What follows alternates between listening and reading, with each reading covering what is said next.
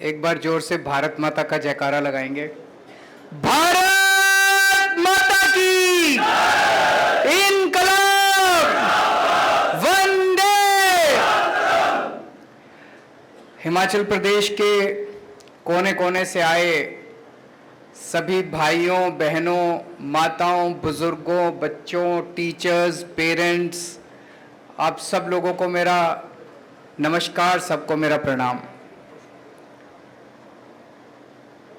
दोस्तों, आज मैं आपके बीच में शिक्षा के बारे में बात करने आया हूं। नवंबर में चुनाव है हिमाचल प्रदेश के। ये चुनावी दौरा है। इस चुनावी दौरे के बीच में मैं आपसे शिक्षा के ऊपर बात करने आया हूं। मैं आपसे पूछना चाहता हूं कि आज तक भारत के इतिहास में, आज तक आप लोग हिमाचल प्रदेश में इतने दिनों से रह रहे हो, कोई पार्टी, बीजेपी, कांग्रेस चुनाव के दौरान कभी आपसे शिक्षा पे बात करने के लिए आई क्या? किसी पार्टी ने आपको आके कहा जी हमें वोट दे दो, हम स्कूल अच्छे कर देंगे? किसी पार्टी ने आपको कहा कि हम आपके बच्चों को अच्छी शिक्षा दे देंगे?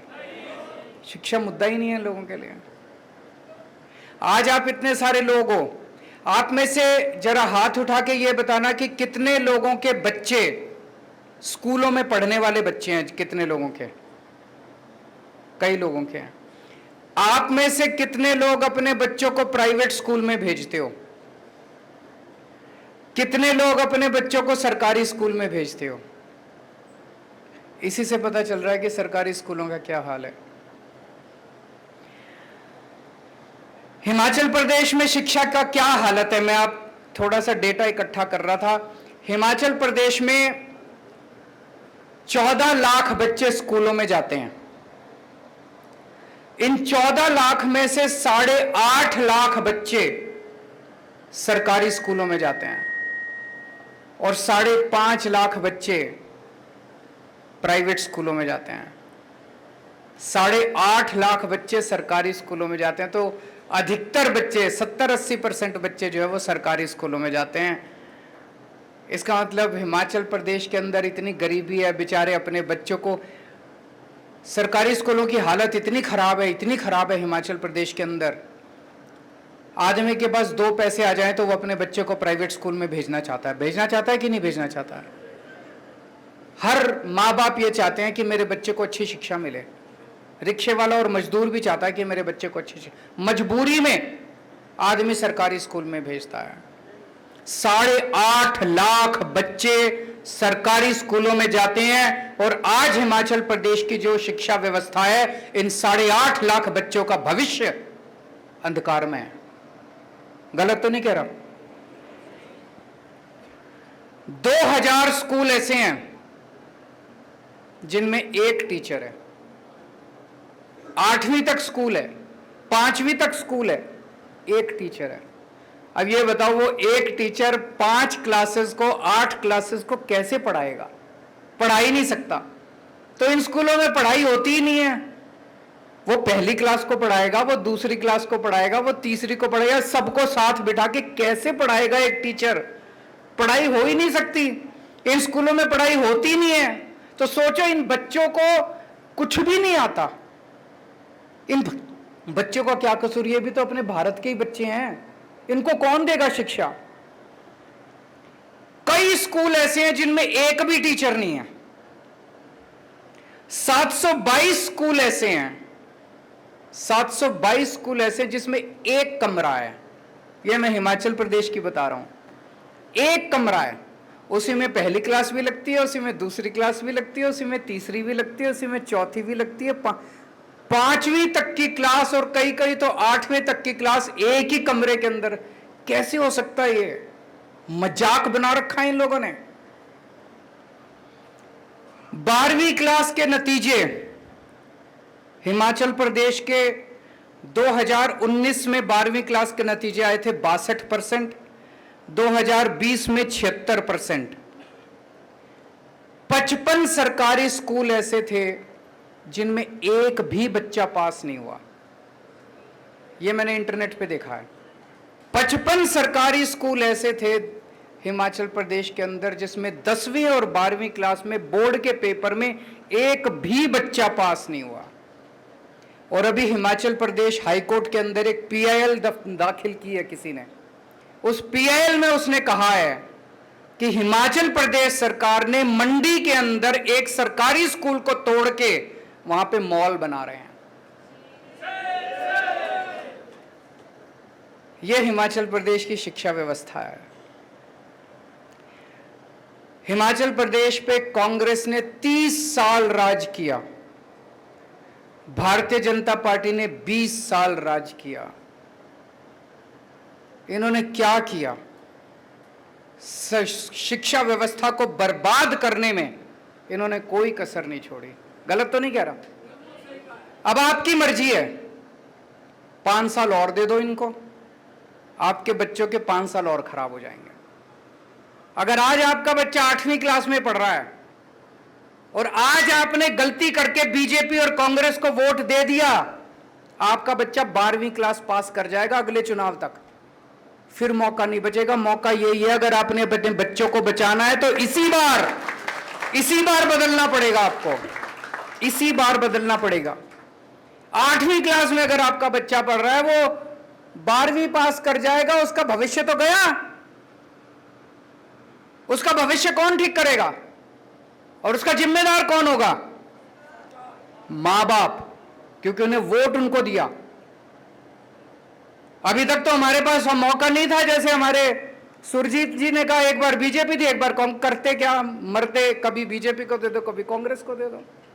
इस बार तो मौका है, इस बार तो अपने बच्चों को बचा लो, इस बार तो अपने बच्चों का भविष्य बचा लो।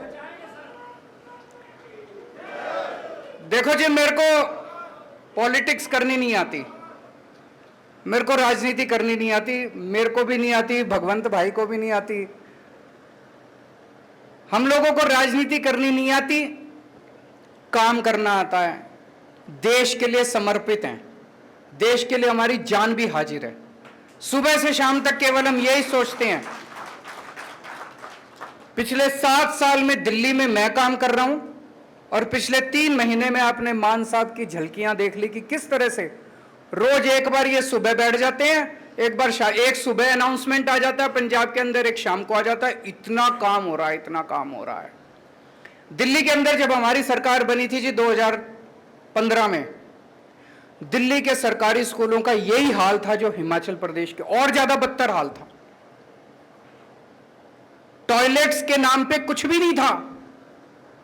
एक बेचारी बच्ची अगर अपने घर से स्कूल आ जाए और उसको बाथरूम जाना पड़े तो वापस घर जाना पड़ता था, वो टॉयलेट नहीं जा सकती थी, इतना बुरा हाल था। किसी स्कूल के अंदर टॉयलेट का इंतजाम नहीं था। दिल्ली सरकार के स्कूलों में पानी का इंतजाम नहीं था, जाले लगे पड़े थे दीवारों पे, दीवारें टूटी पड़ी थी, छत चू रही थी, छत नीचे डेस्क नहीं थे, टाट पे बैठते थे बच्चे, घंटे भर आते थे, फिर खेलते कूदते बाहर, कोई सिक्योरिटी गार्ड नहीं था। बुरा हाल था एजुकेशन का। और सरकारी स्कूलों के नतीजे तो माशाल्लाह ना ही पूछो। टीचर्स आते थे, घंटे भर के अंदर वो भी घर चले जाते थे। जैसे हिमाचल प्रदेश के अंदर है, अगर किसी के पास 2 पैसे आ जाएं तो अपने बच्चे को प्राइवेट में भेजना चाहता है, वही हाल सरकारी स्कूलों का था दिल्ली के अंदर। जिसके पास, रिक्शे वाले के पास, मजदूरों के पास, मैं राजनीति में आने के पहले मैं एनजीओ में काम करता था, समाज सेवा का काम करता था, झुग्गियों, दिल्ली की झुग्गी बस्तियों में काम किया करता था। उन झुग्गी बस्तियों के अंदर मैं देखता था कि एक रिक्शे वाला भी, एक मजदूर भी कोशिश करता था, यार एक टाइम का रोटी कम खा लेंगे लेकिन अपने बच्चों को स्कूल, अच्छे प्राइवेट स्कूल में भेज देते हैं। कोई सरकारी स्कूल में नहीं भेजना चाहता था। हमारी सरकार आई, हमने एक सपना देखा था, मैंने, मनीष सिसोदिया जी ने, हमने तय किया यार कुछ भी हो, ये सरकारी स्कूल ठीक करने अपने को। दिल में ये सपना तो था, लेकिन ये भी था कि करेंगे कैसे, होएगा कैसे, कर पाएंगे क्या। तो हमने आते ही तय कर लिया कि दिल्ली सरकार का 25% बजट शिक्षा पे खर्च होगा। सबसे पहले तो हमने ये अनाउंस कर दिया कि दिल्ली सरकार का 25% बजट शिक्षा पे, और आज तक चला आ रहा है।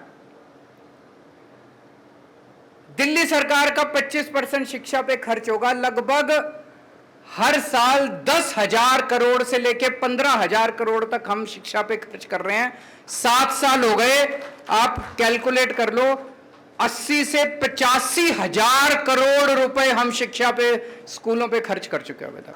80 से 85,000 करोड़, और ये सारा पैसा खर्च करवाया है, ये मेरी जेब में नहीं गया, ये किसी नेता की, अफसरों की जेब में नहीं गया। वहां से हमारी शुरुआत हुई, और आज मुझे कहते हुए गर्व है कि दिल्ली के सरकारी स्कूल इतने शानदार हो गए हैं। दिल्ली के सरकारी स्कूल इतने खराब थे, हमने सारी बिल्डिंगें तोड़ तोड़ के नई बिल्डिंगें बनाई हैं, शानदार बिल्डिंगें बनाई हैं, स्विमिंग पूल बनाए हैं सरकारी स्कूलों के अंदर, लिफ्टें हैं सरकारी स्कूलों के अंदर, बिल्कुल नए सारे, लगभग 1100 साढ़े 1100 स्कूल हैं, सारे नए स्कूल बना दिए हम लोगों ने, तोड़ तोड़ के नए स्कूल बनाए हैं। स्कूल बनाना तो आसान था, नतीजे लाना बड़े मुश्किल है। इस साल 12वीं क्लास में हिमाचल प्रदेश में मैंने बताया 2019 में 62% नतीजे आए थे। दिल्ली के अंदर 99.7% नतीजे आए हैं सरकारी स्कूलों के, गवर्नमेंट स्कूल्स के 99.7% नतीजे। सुना था कभी भारत के इतिहास में 1947 के बाद से लेके आज तक मेरे को लगता नहीं किसी भी सरकार के टाइम में सरकारी स्कूलों के नतीजे 99.7% आए हैं। जब हमारी सरकार बनी, मैंने बताया कि अगर किसी के पास 2 पैसे हो, वो अपने बच्चे को सरकारी स्कूल से निकाल के प्राइवेट स्कूल में भर्ती कराता था। हिमाचल प्रदेश के अंदर भी किसी के पास भी 2 पैसे हो, वो अपने बच्चे को निकाल के प्राइवेट स्कूल में भर्ती कराना चाहता है। दिल्ली के अंदर हवा उल्टी बहने लग गई है। दिल्ली के अंदर 4 लाख बच्चों ने अपने नाम प्राइवेट स्कूल से कटवा के सरकारी स्कूलों के अंदर भर्ती करवाए हैं। भाई साहब, ये चमत्कार से कम नहीं है। 4 लाख बच्चों ने प्राइवेट स्कूल से नाम कटा के सरकारी स्कूलों में भर्ती कराया, क्योंकि सरकारी स्कूल इतने, और कई अमीर लोग अपने बच्चों के बड़े बड़े स्कूलों से नाम कटा रहे हैं।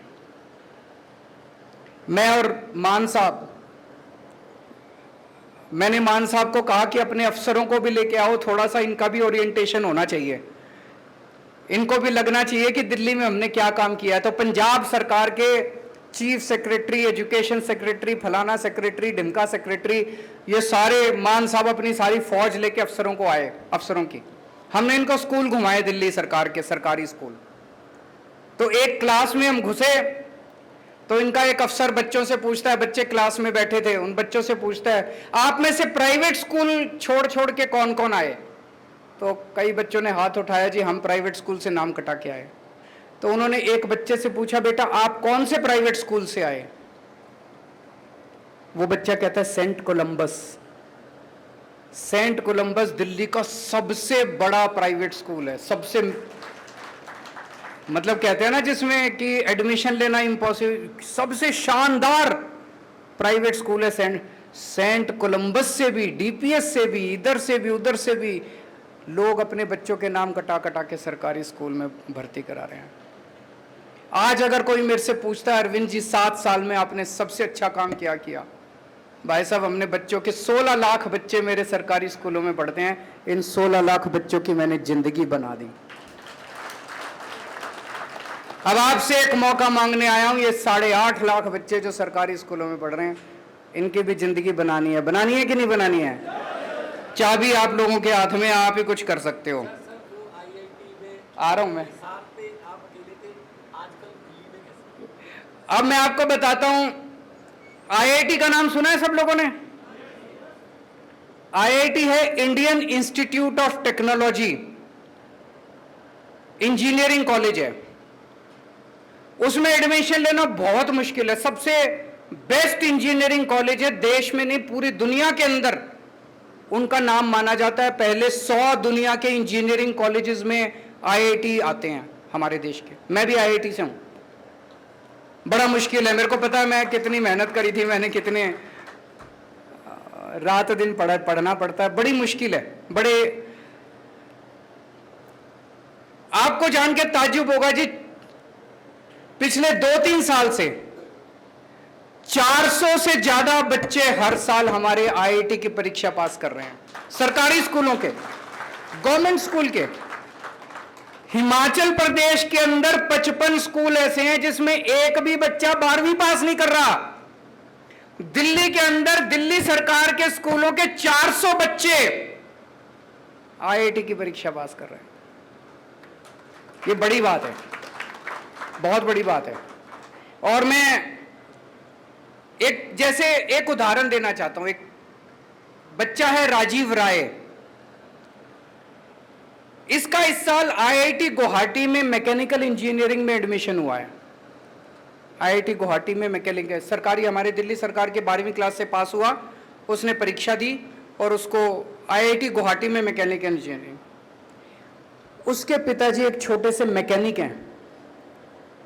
सड़क के किनारे एक वो पॉलीथीन की शीट लगा के उसके नीचे बैठ के मैकेनिक का काम करते हैं, सड़क के किनारे, जैसे वो रेडी पटरी वाले होते हैं उसी तरह के।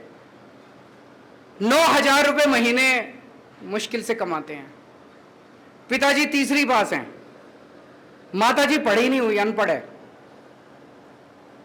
ये लड़का आईआईटी गुवाहाटी से मैकेनिकल इंजीनियरिंग करने के बाद इसको जो शुरुआती तनख्वाह मिलेगी, कम से कम 2 लाख रुपए महीने की तनख्वाह इसको मिलेगी। अब आप सोच के देखो कि अगर दिल्ली सरकार के स्कूल अच्छे नहीं हुए होते तो क्या होता? क्या राजीव राय आईआईटी में जा सकता था? मैं इसकी काबिलियत पे वो नहीं कर रहा, हो सकता चला भी जाता, मैं वो नहीं कह रहा, लेकिन जो सुविधाएं मिली और जो कुछ मिला, क्या राजीव राय जैसे इतने बच्चे जो आज इंजीनियरिंग कर रहे हैं, क्या वो जा सकते थे? नहीं जा सकते थे। वो मैकेनिक का बेटा हो सकता है मैकेनिक अपने पिताजी की दुकान में ही काम करने के लिए मजबूर हो जाता। हो सकता है उसके पिताजी बीच में उसकी पढ़ाई छुड़वा देते, कहते बेटा पढ़ाई तो होती नहीं है तो टाइम क्यों खराब कर रहा है, मेरे साथ दुकान पे बैठा कर, 2 पैसे तो कमाएगा। ऐसे ही होता है ना गरीब परिवारों में। क्या राजीव राय आईआईटी में जा सकता था? नहीं जा सकता था। ऐसे कितने ही बच्चे हैं, आप सोच के देखो। इन सब बच्चों के घरों की गरीबी दूर हो रही है। अब 1.5 लाख बच्चे हर साल मेरे 12वीं क्लास से निकलते हैं सरकारी स्कूलों में। इन 1.5 लाख बच्चों का पहले भविष्य अंधकार में था। अब मैं दावे के साथ कह सकता हूं, ये 1.5 लाख बच्चे, मैं ये नहीं कह रहा सारे इंजीनियर बन जाएंगे, इनमें से कई इंजीनियर बनेंगे, कई डॉक्टर बनेंगे। और इन बच्चों को हम बिजनेस करना सिखा रहे हैं 11वीं 12वीं क्लास में। मैं अभी बताऊंगा आपको। एक भी बच्चा बेरोजगार नहीं रहने वाला, एक भी बच्चा बेरोजगार नहीं रहने वाला, मैं शर्ती आपको बोल देता हूं। ऐसा तैयार कर रहे हैं हम इन बच्चों को। 1.5 लाख बच्चे, गरीबों के बच्चे, इन बच्चों का भविष्य बन गया। हमने अब हमारे स्कूल तो बहुत अच्छे हो गए, हमने कई सारे एक्सपेरिमेंट्स आजकल स्कूल में शुरू किए हैं कि जब हमारे बच्चे स्कूल से निकले, सरकारी स्कूलों से, वो एक अच्छा इंसान बने, अच्छा नागरिक बने और अपना पेट पालने लायक बने। ये नहीं बीए कर ली, बीकॉम कर ली, एलएलबी कर ली और नौकरी नहीं मिल रही। नौकरी ढूंढ रहे हैं, सारे जने नौकरी ढूंढ रहे हैं। ये अंग्रेजों ने व्यवस्था बनाई थी, अंग्रेज व्यवस्था बना के गए थे, सबको क्लर्क बना दिया, सारे देश को क्लर्क बना दिया। सारे क्लर्क बनने की नौकरी ढूंढ रहे हैं। अरे हमारे देश के अंदर इतना इंटेलिजेंस है, इतना हमारे देश के अंदर पोटेंशियल है, हमारे बच्चे इतने अच्छे हैं। हमने एक एक्सपेरिमेंट शुरू किया। 11वीं और 12वीं क्लास के हर बच्चे को हमने 2-2 हजार रुपए दे दिए सरकार की तरफ से। हर बच्चे को 2-2 हजार रुपए दे दिए। हमने कहा अब इससे बिजनेस करो, कुछ भी सोचो कि क्या बिजनेस कर सकता हूं मैं। टीम बना लो, मान लो 4 बच्चों ने टीम बना ली तो 2-2 हजार मिला के 8 हजार हो गए। 8 बच्चों ने टीम बना ली, 16 हजार हो गए। अब तुम उससे बिजनेस करो। ऐसे बच्चों ने टीम बना बना के अपने बिजनेस आइडियाज किए हैं। 52,000 बिजनेस आइडियाज हमारे पास आए हैं, 52,000 इन स्कूलों में से। मैं आपको एक छोटा सा उदाहरण देना चाहूंगा, आपको सुन के मजा आएगा। हर्ष एक लड़का है, इसने अपने 8 बच्चों को इकट्ठा किया तो 16,000 रुपए हो गए, 2-2 हजार रुपए मिला के। ये 16,000 रुपए से इन लोगों ने एक नई किस्म की खाद बनाई, कूड़े से खाद बनाई नई किस्म की, और उस खाद को इन्होंने 16,000 रुपए की खाद बनाई, इसको बेचा, व्हाट्सएप पे, फेसबुक पे जाके लोगों को कांटेक्ट किया। इन्होंने 6 महीने के अंदर 64,000 रुपए कमा लिए। 16,000 के 64,000 हो गए। फिर ये जितने बच्चे थे जिनके अच्छे अच्छे आइडियाज थे, हमने देश के कई अमीर लोगों को बुलाया एक 5 स्टार होटल में, और वहां हमने इन सरकारी स्कूल के बच्चों को कहा कि आप इनके सामने अपना आइडिया प्रेजेंट करो। आपने टीवी में देखा, एक बिजनेस ब्लास्टर्स प्रोग्राम हमने किया था। बच्चों ने 11वीं 12वीं के हमारे बच्चे देश के सबसे अमीर लोगों के सामने प्रेजेंटेशन कर रहे हैं। आप सोच के देखो क्या कॉन्फिडेंस लेवल है हमारे बच्चों का। सरकारी स्कूलों के 11वीं 12वीं क्लास के बच्चे बड़े बड़े अमीर लोगों के सामने प्रेजेंटेशन कर रहे हैं कि मैं बिजनेस करना चाहता हूं, आप मेरे को इतने पैसे दो। उसमें कई बच्चों को इन्वेस्टमेंट मिली। किसी इंडस्ट्रियलिस्ट ने कहा मैं आपके आइडिया में इतने पैसे इन्वेस्ट करता हूं। हर्ष, जिसका मैंने अभी बताया, इसके पिताजी एक सरकारी स्कूल के अंदर सफाई करते हैं, सफाई कर्मचारी हैं, बहुत गरीब परिवार से आता है। इसकी 8 लोगों की टीम को 16 लाख रुपए की इन्वेस्टमेंट मिली इंडस्ट्रियलिस्ट से। अब ये सारे बच्चे तैयार हो रहे हैं भारत मां का नाम रोशन करने के लिए, आगे बढ़ने के लिए। हमें हिमाचल प्रदेश के बच्चों को तैयार करना है कि नहीं करना है? चाबी आप लोगों के हाथ में है जी। अभी सबसे पहले जो क्वेश्चन मेरे से पूछा गया, एक बहन ने पूछा जी प्राइवेट स्कूल वालों ने बड़ी लूट मचा रखी है, खूब फीस लेते हैं। दिल्ली में भी यही था। सरकारी स्कूलों का बुरा हाल है। हर माँ बाप अपने बच्चे को अच्छी शिक्षा देना चाहता है, हर माँ बाप अपने बच्चे को प्राइवेट स्कूल में भेजता है, और प्राइवेट स्कूल वालों को पता है कि जो मर्जी ले लो, माँ बाप की तो चलती नहीं है, कर क्या लेंगे बेचारे।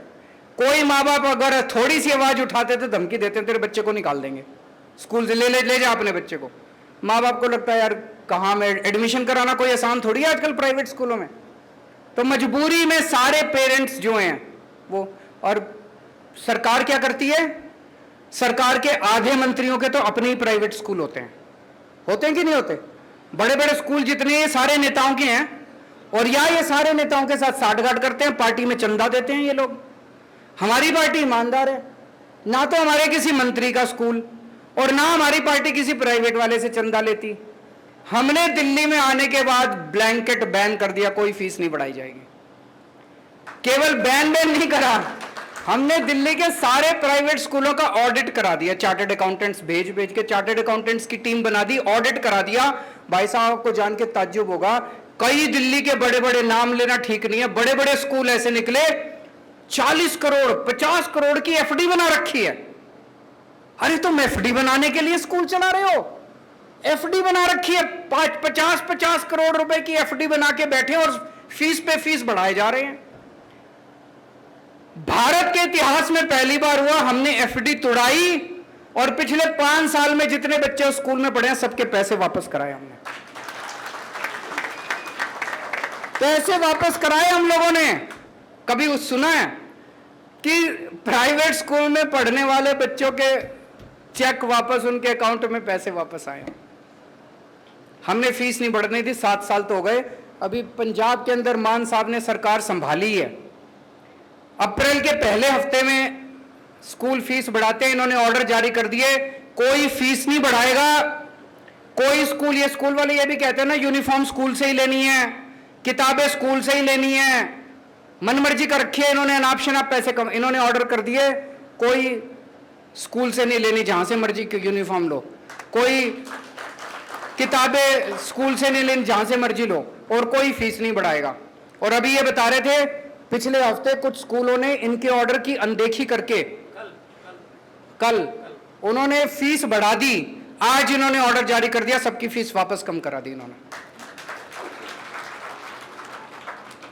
सरकार ईमानदार चाहिए, सरकार जनता के प्रति जवाबदेह चाहिए। अगर ईमानदार सरकार आएगी, मजाल कोई जनता को लूट ले। तो दोस्तों, मैं केवल दिल्ली के लोगों ने अपने बच्चों का भविष्य केवल एक वोट से बदल लिया। एक वोट दिया था दिल्ली के लोगों ने 2014 में, 15 में हमको। आज दिल्ली के लोगों का, बच्चों का भविष्य बदल गया। अब दिल्ली की जनता ने बाकी सारी पार्टियों को, कांग्रेस के तो 0-0 सीट आ रही है हर बार, और बीजेपी वालों की पहले 3 आई, इस बार 8 सीट आई। जनता इतना प्यार करती है आम आदमी पार्टी से। आप भी अपने बच्चों का भविष्य बदल सकते हो, बटन दबा के, बटन बदल के। मान साहब कह रहे हैं पिछली बार जो बटन दबाते थे, बटन बदल दो, बटन दबा के। आपका अपने बच्चों का भविष्य आपके हाथ में है। जैसा मैंने कहा कि टाइम, आप कई बार, कुछ लोग कहते हैं हाँ अरविंद जी अच्छा कर रहे हो, अगली बार देखेंगे। अरे मैं तो यही हूं, तुम्हारे बच्चों का क्या होगा? मेरा तो देख लेना, पहले अपने बच्चों का देख लो। मैं अपने लिए नहीं आया, मेरे को कोई इच्छा नहीं है। मैं इनकम टैक्स में पहले कमिश्नर की नौकरी किया करता था, अच्छा खासा काम कर रहा था। वो छोड़ के मैं दिल्ली की झुग्गियों के अंदर काम करने लगा। कई साल झुग्गियों में काम किया मैंने। उसके बाद दिल्ली का मुख्यमंत्री बन गया। 49 दिन के अंदर कुर्सी छोड़ दी। मेरे ख्याल से दुनिया के इतिहास में पहला एक मूर्ख मुख्यमंत्री मैं ही होऊंगा जो 49 दिन के अंदर। सत्ता के लिए नहीं आए हम, येन केन प्रकारेन सत्ता ले लो, जाति के नाम पे, धर्म के नाम पे, पैसे बांट के, दारू पिला के, वो सब नहीं करते हम। दिल के अंदर देश धड़कता है हमारे, देश के लिए काम करें। तकलीफ होती है। अगर हमने 5 साल में दिल्ली के स्कूल ठीक कर दिए, ये कांग्रेस वालों ने 30 साल राज किया हिमाचल प्रदेश के अंदर, ये नहीं कर सकते थे? 20 साल बीजेपी ने राज किया, ये नहीं कर सकते थे? अब ये आके कहेंगे एक और मौका दे दो। हम आपसे एक और मौका नहीं मांगेंगे, हम तो कह रहे हैं बस एक ही मौका दे दो, दोबारा मत देना। एक ही मौका दे दो, दोबारा मत देना। अभी एक भाई साहब बता रहे थे पेपर बड़े लीक होते हैं। भाई साहब कुछ तो गड़बड़ है। मैं हरियाणा गया, वहां भी बीजेपी की सरकार है, वहां भी खूब पेपर लीक होते हैं। गुजरात गया, वहां भी बीजेपी की सरकार है, वहां भी खूब पेपर लीक होते हैं। सारे पेपर लीक, दिल्ली में नहीं होते। क्या चक्कर है जी? पता नहीं लीक होते हैं या लीक करवाते हैं ये लोग। वो मैं हमेशा कहता हूं, वो Guinness book of world record में आ रहा है इनका नाम, बीजेपी वालों का। सबसे ज्यादा पेपर लीक करवाने वाली पार्टी पूरी दुनिया के अंदर वर्ल्ड रिकॉर्ड बना रहे हैं। क्यों? इनकी नीयत खराब है। अंत पंत में सारी चीज इसी बात पे आ जाती है, आपकी नीयत कैसी है। इनकी नीयत खराब है, हमारी नीयत साफ है। हमारे पेपर लीक नहीं होते, इनके सबके पेपर लीक हो जाते हैं। तो दोस्तों, मैं आपको अच्छी शिक्षा दूंगा, आपके बच्चों को रोजगार दूंगा, इस बात पे वोट मांगने के लिए आया हूं। और आज मैं चैलेंज करता हूं इन सारी पार्टियों को, हिम्मत है तो तुम शिक्षा के नाम पे वोट मांग के दिखा दो। हिम्मत है तुम रोजगार के नाम पे वोट मांग के दिखा दो। मैं शिक्षा के नाम पे, स्वास्थ्य के नाम पे, इसके नाम पे वोट मांगने के लिए आया हूं। जैसा मैंने कहा, मेरे को राजनीति करनी नहीं आती, पॉलिटिक्स करनी नहीं आती। आपको गंदी राजनीति चाहिए, उनके पास चले जाना। आपको भ्रष्टाचार चाहिए, उनके पास चले जाना। आपको दंगे चाहिए, उनके पास चले जाना। आपको गुंडागर्दी चाहिए, उनके पास चले जाना। अगर आपको अपने बच्चों का भविष्य बनाना है, मेरे पास आ जाना। मैं गारंटी देता हूं एक एक बच्चे का भविष्य बना दूंगा। तो दोस्तों, आपने इतना मौका उन लोगों को दिया, 30 साल कांग्रेस को दिए, 20 साल बीजेपी को दिए। एक मौका हमें भी देके देख लो, हम भी उतने बुरे नहीं हैं। भारत माता की जय।